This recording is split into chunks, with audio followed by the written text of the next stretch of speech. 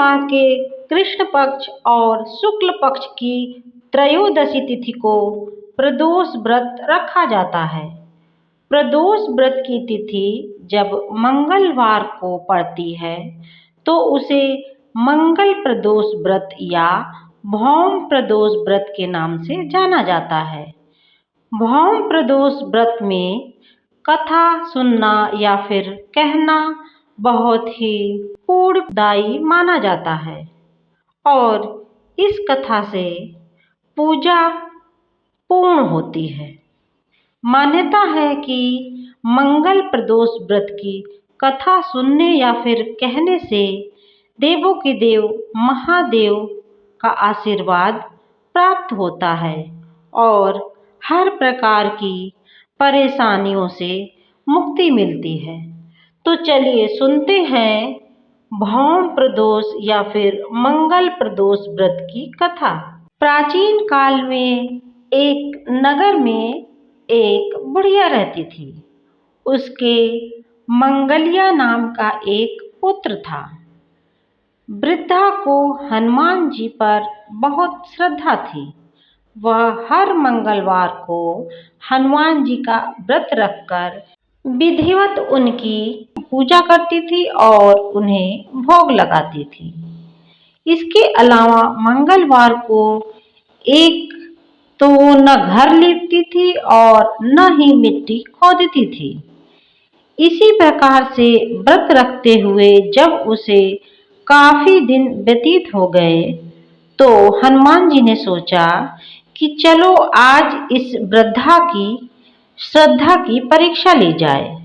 वे साधु का वेश धारण करके उसके घर जा पहुँचे और पुकारा, कोई हनुमान भक्त है जो हमारी इच्छा पूरी करेगा? वृद्धा ने यह पुकार सुनी तो वह बाहर आई। महाराज, क्या आज्ञा है?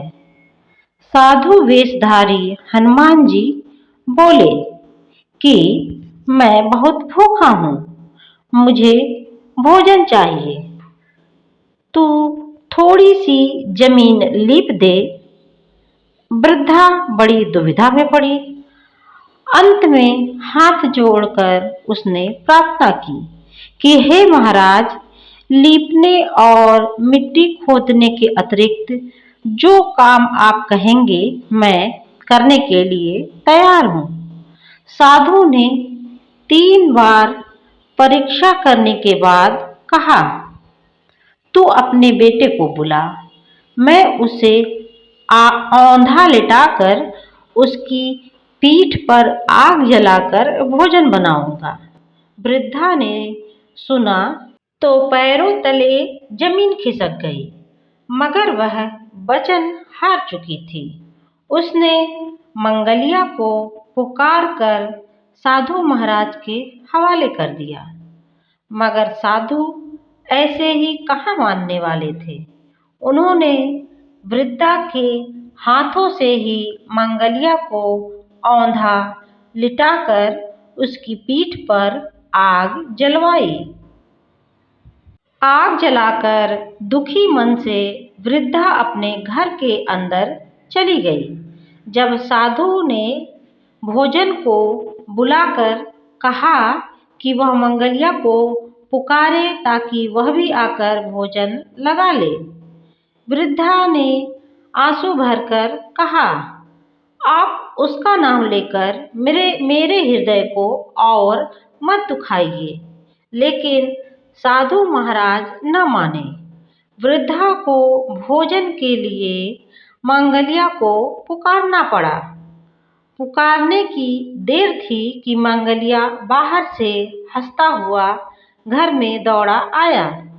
मंगलिया को जीवित अवस्था में देखकर वृद्धा को सुखद आश्चर्य हुआ।